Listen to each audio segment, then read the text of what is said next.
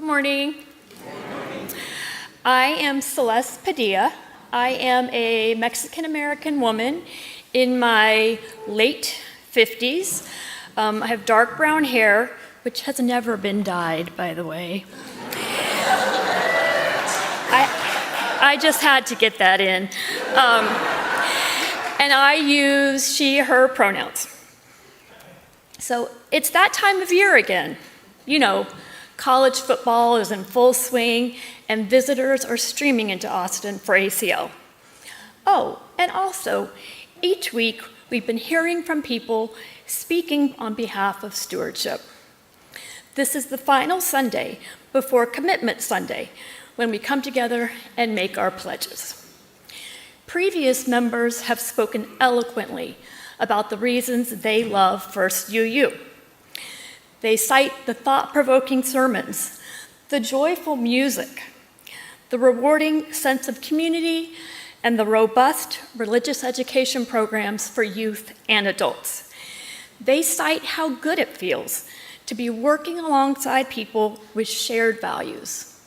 I wholeheartedly agree. It's easy to support things you love, things that resonate with you. But I'm going to be increasing my pledge to First UU because of things I'm not so crazy about. Let me explain. My husband Andrew and I have been coming to First UU since early 2017. Our first service here wasn't halfway through when I turned to Andrew and said, "These are my people." Yet even as I said that, I noted that there weren't a lot of people who looked like me, other people of color. That in and of itself didn't bother me too much, but I've grown more concerned when people of color come and go. I'm concerned about why they don't stay. I also question whether we're a radically welcoming congregation. Yes, we're nice to visitors. We make sure they're greeted and that they have a name tag. But being truly welcoming goes beyond being nice. Do we make efforts to see the value people of different backgrounds bring with them and what richness they can add to our community? Every Sunday, we hear, "You belong here." And I think it's important that everyone can see and feel like they belong here. Do we engage with the people of color in our congregation to find out what is or isn't working? Do we care if they leave?